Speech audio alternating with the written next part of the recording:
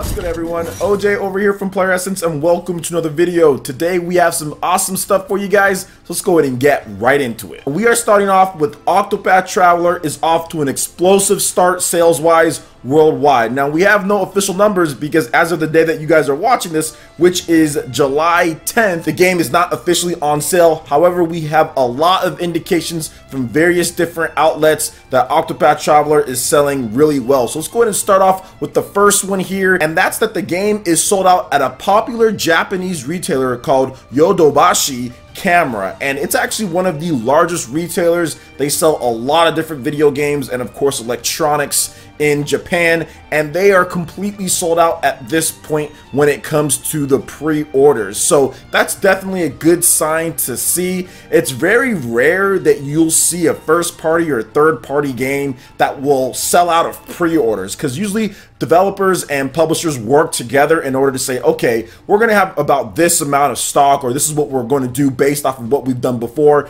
and we'll just take pre-orders up until that point, and then we'll make sure that we ship you out those. But apparently this game has been doing so well there, maybe because of a miscalculation, that could be it, that they actually sold out of pre-orders for the time being. Now, leading up to the launch, they could get some more, and of course you can go to different places in Japan in order to pre-order the game, but at the same time, to see that it's sold out of pre-orders is definitely a good sign. Like, I've talked about Octopath Traveler quite a bit on the channel. I think the game is essentially the perfect type of third-party slash first-party collaboration that Nintendo and Japanese developers should be doing. Not necessarily because of the classic visual style, but what they're trying to aim for, the generation that they're going for more so than anything. This reminds me of those Super Nintendo RPGs, and I think that that's what's really calling people who like the Nintendo Switch. I think there's a large amount of people who did love the Super Nintendo and love the RPGs that were on there, saying, hey, like, the Switch is almost going to be like that second coming, hopefully in due time. But we're seeing a lot of progress already within a year and a half of the Switch being launched. We've got some amazing RPGs on the system, in addition to some amazing action and adventure games,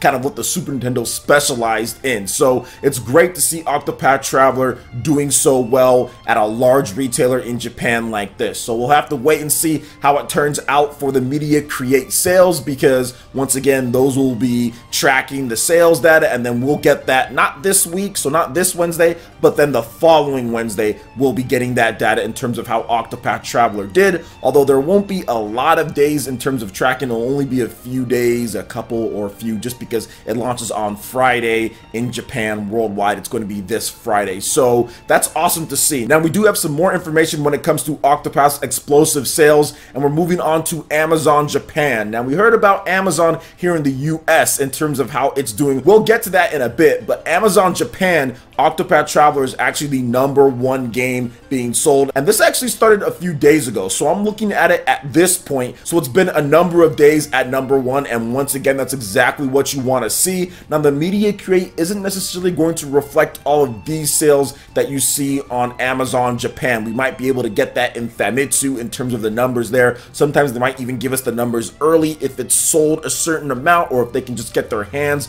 on that in terms of online retail pre-orders and sales. So I'm looking forward to seeing how this game does on Amazon Japan, because that is a growing market when it comes to people getting physical goods there, and especially if we're hearing that certain pre-orders are selling out here and there. And I think that if certain retailers in Japan are selling out of products like we've seen before here, I think that Amazon Japan is definitely going to be a place that people are just going so they can secure their pre-order and hopefully get that day and date when it drops this Friday. So absolutely thrilled to see the game do so well on Amazon Japan too. Now, like I talked about before, and I think I even made a video on this, Octopath Traveler is still #1 on the Amazon bestsellers charts when it comes to the US, so that's also very good to see. I'm pretty sure it's going to be a high seller when it comes to the European regions as well, especially areas like France. They're going to be eating up games like Octopath Traveler, so it's just exciting to see all this, guys. I'm a huge huge classic Super Nintendo RPG fan. The Super Nintendo and the games on the Super Nintendo are some of my favorite of all time.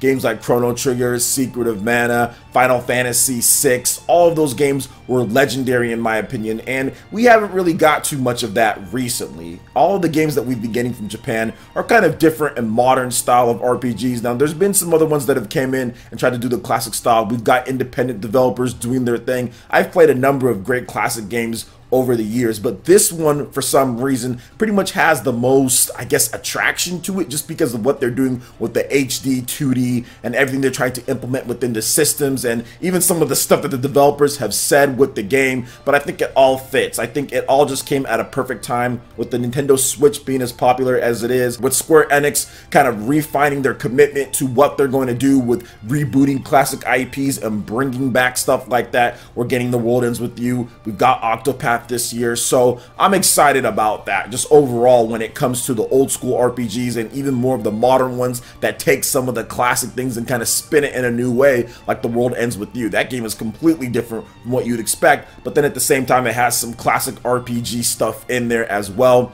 But in terms of Octopath Traveler, just good to see the sales here, and I think, this is what I think, guys, if Octopath Traveler does exceptionally well, I feel that we might not get like an Octopath Traveler 2, but I think that we're going to get a game with the same team and they expand and they just make something completely new. Maybe it could be a brand new Bravely Default with modern or more anime style graphics that you would see in a game like Tales or something like that. Maybe it could be something different. I don't think they're going to sequel up on this one just because it's such a unique premise and there's so much content in there. Maybe way down the line that they will, but I think that if this game does well, we'll see them have a bigger budget and they can make something completely different for the Nintendo Switch. So time will tell on that one. But what do you guys think about Octopath Traveler and the explosive sales that we've seen so far when it comes to the bestsellers charts in Amazon and in Japan, in addition to a retailer in Japan, a large retailer, selling out pre-order wise? Let me know your thoughts in the comment section below. All right, and moving into the next topic here. This is something that I usually don't talk about when it comes to it, just because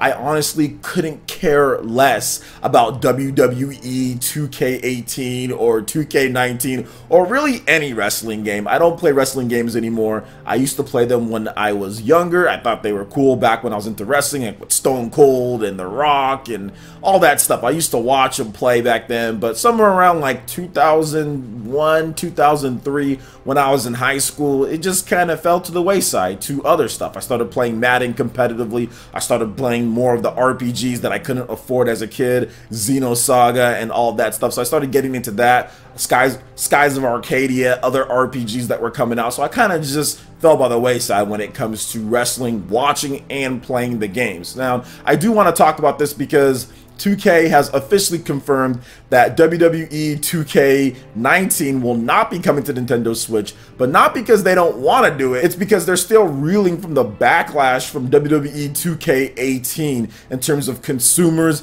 and confidence in the product. Literally, they don't know how to code for it, or they don't want to put in the time and effort in order to code and make a good version of the game. Now, I read some very silly stuff where this article, or where most people are getting the source for this in terms of what 2K had to say, just because of the backlash that they're not going to be bringing this one. The article or the site in question, I think it was like a Powered Up UK, I don't want to say the wrong one, but I'll have a link to it in the description below. They were trying to make it seem as if it was the Nintendo Switch hardware that it was causing the problems for, despite 2K and the publishers never saying anything about the hardware being the problem for them when it comes to it. So they essentially made up stuff and try to put that as journalism. Oh, well, the power, it's not there compared to people. No, that's not it at all. The people who made this game for the Nintendo Switch are having problems just coding. They do not know how to code for it. They did not do a good enough job, or they were not provided resources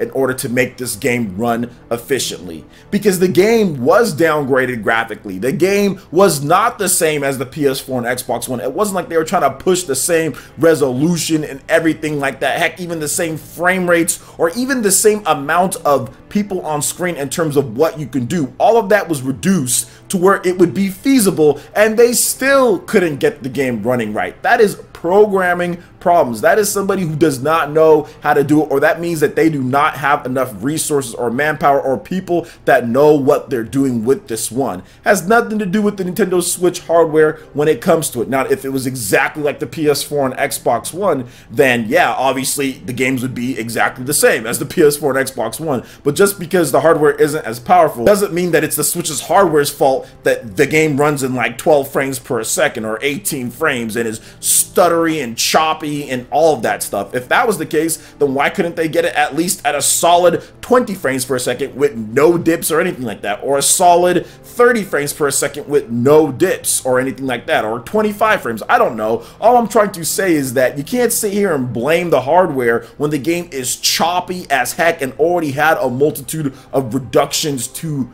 begin with, because we've seen with NBA 2K18 that the game runs pretty good on the Nintendo Switch because the developers did a better job programming and coding. And before anybody says, oh well, the engine that they're using, maybe they're using a custom one or a different one, no, with NBA 2K18 it's the same engine, it's the same game on the PS4 and Xbox One. They just reduced the graphics and they reduced the frame rate from 60 to 30 frames per second. So I don't want to hear anything about that. And even on one-on-one matches with WWE 2K18, it's choppy and there's some problems there. So it's not even like, oh well, there's only issues with like 8 people on screen or something like that, or 6 people on screen. There's issues at all points. Intros, choppiness, that's just bad coding. That's just people who were rushed to do the product, you know? That's not anything to do with the hardware, in my opinion, based off of what 2K has already done on the Nintendo Switch.